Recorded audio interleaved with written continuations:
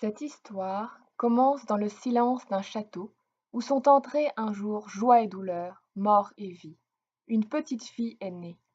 Elle ne connaîtra pas son père, Léonard d'Orléans-Longueville, mort à la guerre la même année, au service du roi de France. On l'appellera Antoinette. Son destin est d'être princesse. Marie de Bourbon, épouse et mère, se consacre dès lors à l'éducation de sa fille. Le devoir d'État et l'obsession du salut sont la base morale et religieuse de son éducation de princesse. Elle apprend à lire, à écrire, chose rare à cette époque, surtout pour une jeune fille. Avec l'aide d'un répétiteur, elle reçoit aussi des leçons de musique et de chant. Son esprit est très éveillé. Elle aime la vie, les promenades dans les campagnes lui font découvrir la vie dure des paysans. Elle dit: entre toutes les grâces qu'il a plu à Dieu de me faire, une des plus grandes, c'est de m'avoir donné la connaissance des misères de ce monde. Mais plus que tout, c'est le récit de la vie de Jésus, ses paroles, qui la passionnent. La petite graine ensemencée grandira avec elle.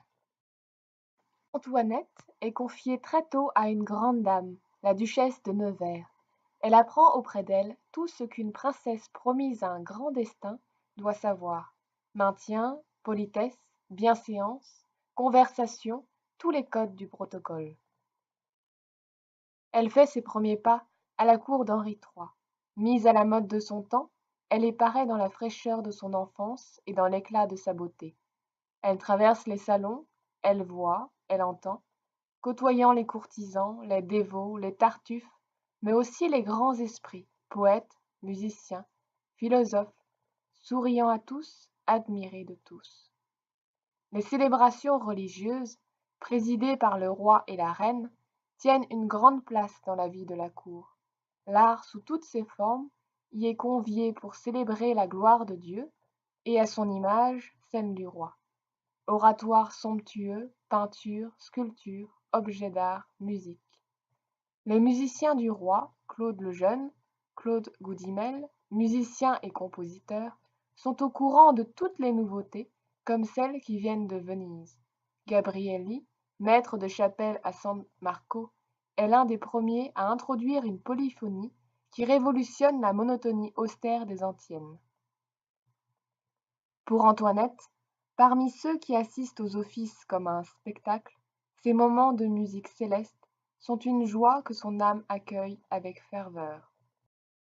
Le soir, quand elle se retire dans sa chambre: quand tu pries, retire-toi au fond de la maison, ferme la porte et prie ton Père qui est présent dans le secret.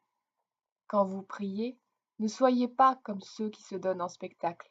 Ils aiment se tenir debout pour se montrer. Le luxe de la cour, les guerres et les troubles qui n'en finissent pas, le roi a besoin de beaucoup d'argent. Albert de Gondi, banquier du roi, a envie de beaucoup d'honneur. Il tient à ennoblir son fils par le mariage. Charles est un fils à papa, un courtisan palot, sans grand caractère. La reine-mère, Catherine de Médicis, disposant du destin des jeunes filles de grande famille, décide de donner Antoinette pour épouse au fils du banquier, en remerciement de ses services rendus à la cour. La jeune princesse est consternée. Elle a 16 ans et se soumet à la décision royale par devoir d'État. Elle va vivre loyalement son devoir d'épouse, tenant son rang dans la société. Chaque soir, elle se retire dans un oratoire qu'elle a fait aménager dans ses appartements, priant, méditant, lisant, vivant dans la foi ce que chaque jour lui amène: que ta volonté soit faite. De ce mariage naîtront 2 fils. Les temps sont troublés, la cour se disperse. Son mari a choisi le camp qui protège le mieux ses biens, avant d'en changer lorsqu'il sentira le vent tourner. Il mourra assassiné au Mont-Saint-Michel en venant prendre possession de la place qui lui vaut son ralliement. À 25 ans, Antoinette d'Orléans, princesse, marquise de Belle-Île, est veuve. Elle se sent libre de choisir son destin. Dès lors, elle va tout mettre en œuvre pour répondre à cet appel qui s'impose à son esprit: le don de sa vie en la consacrant à l'amour de Jésus-Christ, quitter la vie de la cour, abandonner son titre de princesse et tous les honneurs qui y sont attachés et dont elle a horreur. La parole qu'elle fréquente tous les jours en la lisant, la méditant, a fait d'elle une femme libre. Pendant 4 ans, dans le plus grand secret, elle met à l'œuvre son projet. C'est une femme avisée, entourée de juristes. Consultant des religieux, elle s'occupe de sa succession, organise l'éducation de ses fils. La famille Gondi s'inquiète. Elle sent le danger de voir sortir de sa mainmise l'immense fortune et les biens dont dispose leur belle-fille. Elle les intrigue par ses allées et venues. Dans le même temps, elle s'informe, à la recherche d'un couvent qui corresponde à son désir d'ascèse. Les Feuillantines à Toulouse, monastère réformé de bénédictines, lui paraît le lieu à choisir pour aller y enfouir son passé et renaître à une vie nouvelle. La première lettre de demande pour y être admise est reçue avec réserve par la communauté. Elles imaginent mal une grande dame, habituée au confort et aux honneurs, vivre parmi elles. Leur réponse polie cherche à lui faire comprendre que leur vie dure et austère ne convient peut-être pas à une princesse aussi pieuse soit-elle. Une seconde lettre d'Antoinette va convaincre la prieure de la profondeur et de la maturité de sa vocation. Dès lors, elle organise son départ en grand secret. En chemin, elle est reconnue et l'alerte est donnée à Paris. Les autorités, le roi, la famille Gondi veulent arrêter cette histoire qui en est à peine à son début. Mais les courriers dépêchés arrivent trop tard. Connaissant le danger, Antoinette, accueillie avec joie par la communauté, a reçu dès son arrivée l'habit de postulante. Ses cheveux sont coupés, plus rien n'existe de ses splendeurs passées. Elle n'est plus princesse. Elle est en situation de mort civile. Enfin, elle rend grâce dans la joie. Ne m'appelez pas madame, je suis sœur Antoinette de Sainte-Scolastique. La sœur novice a renoncé au monde. Sa nouvelle vie, tellement désirée, la comble de joie. La paix rayonne sur son visage. Elle cherche la dernière place en tout, les tâches les plus humbles, les plus dures. Mais si sœur Antoinette a renoncé au monde, elle ne peut pas effacer ses dons, ses qualités, même vivant humblement. Son rayonnement, son intelligence dans la foi vécue s'imposent. Elle est nommée directrice des novices, puis quelque temps après, prieure de la communauté.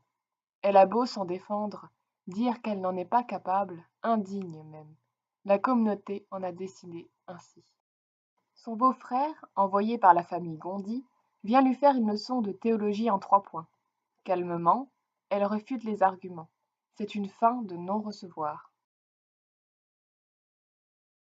Depuis le Concile de Trente, le souci de réforme a déjà gagné quelques monastères.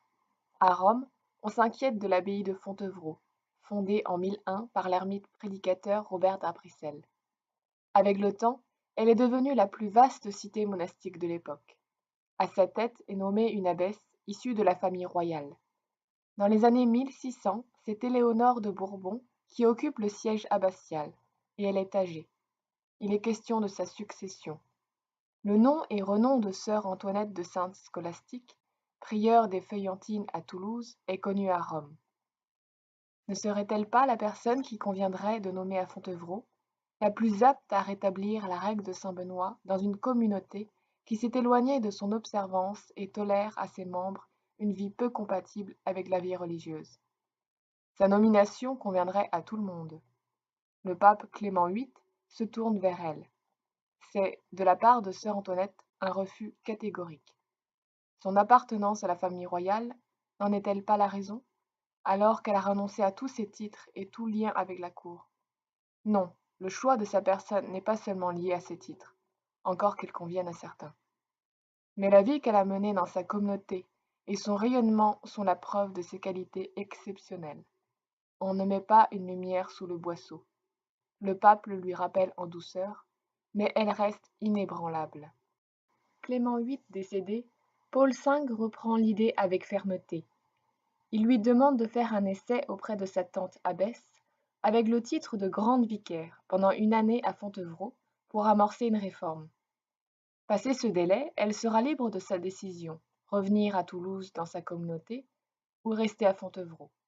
Cette proposition est un ordre, un bref comitatoire auquel elle se doit d'obéir. Il faut quitter sa communauté où elle a vécu des moments de paix, de lumière. Il faut partir. Elle est accueillie à bras ouverts par sa tante abbesse de Fontevraud, Éléonore de Bourbon. Dès le début, sœur Antoinette sentira l'hostilité des religieuses. Une centaine de filles, cadettes de familles placées à Fontevraud par leurs parents et qui n'ont pas abandonné leurs manières mondaines. Sœur Antoinette veut leur parler simplement par son exemplarité et quelques propositions de réflexion en commun, lecture de l'Évangile, méditation. Elle est suivie par quelques-unes, heureuses de retrouver une vie spirituelle ranimée. Mais la majorité boude et tourne le dos à cette grande vicaire qui est venue déranger leurs habitudes. Le temps passe. Sœur Antoinette se sent rejetée, isolée, impuissante. Pas grand-chose ne bouge. Elle est triste et déprimée. La mère abbesse s'inquiète de la voir ainsi. C'est alors que le père Joseph, de passage à Fontevraud, la rencontre, à la demande de la mère abbesse. Le petit François du Tremblay a été très marqué dans son enfance par les guerres de religion. L'Église de Rome a connu de grandes difficultés. Luther en Allemagne, Calvin en France, ont dénoncé les abus, les injustices et suggèrent des réformes. Débats, discussions, arguments, certains rêvent de tolérance, d'autres refusent le dialogue. Le ton monte, les esprits s'enflamment, on tire l'épée. La raison du plus fort est toujours la meilleure. Rome condamne, c'est la séparation. La politique s'en mêle, il faut choisir son camp. François du Tremblay, en religion Père Joseph, naît en 1577. Après une enfance studieuse, on ne lui parlait qu'en grec ou en latin, étudie des auteurs classiques et contemporains. Il termine ses humanités par un voyage initiatique en Italie et en Allemagne. En 1599, il renonce à la carrière des armes et entre en religion chez les Capucins. Marqué dans son enfance par les guerres de religion, il se consacre aux problèmes de l'Église catholique. Le jeune moine va par tous les temps, pieds nus, de village en village, d'église en monastère. Des foules assistent à ses sermons. Ses paroles enflammées réveillent la foi, rallient les consciences. Il est devenu un réformateur de renom. C'est ainsi qu'il arrive un soir à Fontevraud.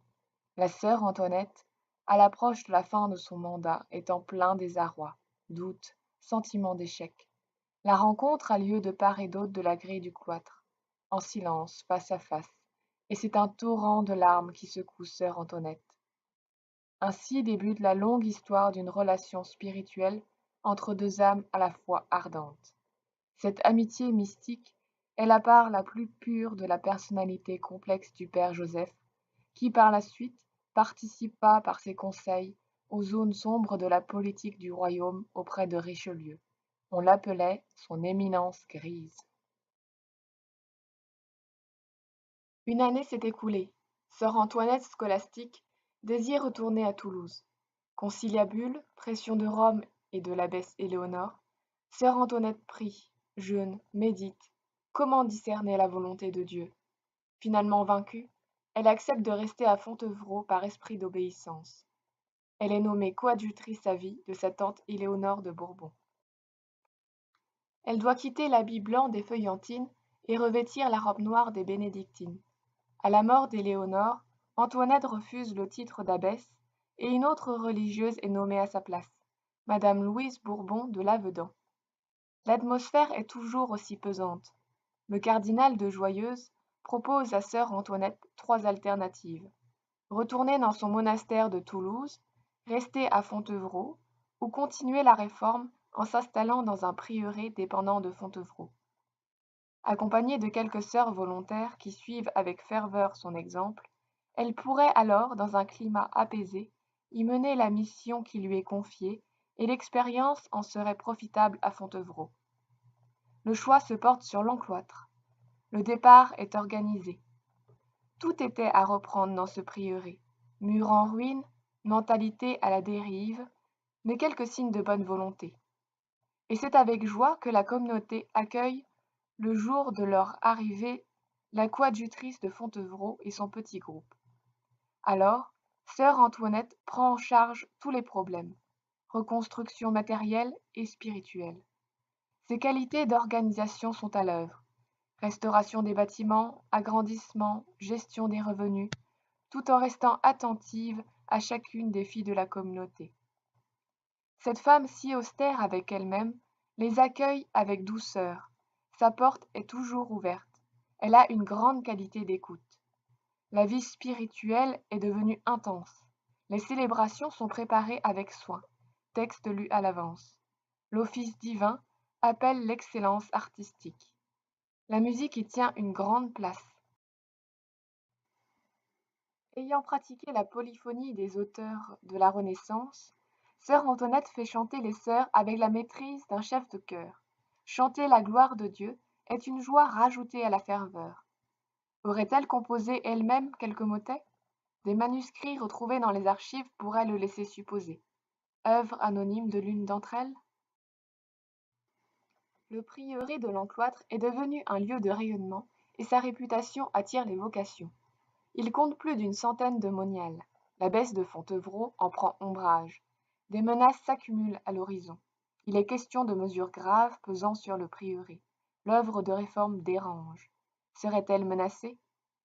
Sœur Antoinette réagit aussitôt. Non, elle ne laissera pas cette situation se détériorer par la jalousie d'une puissance supérieure.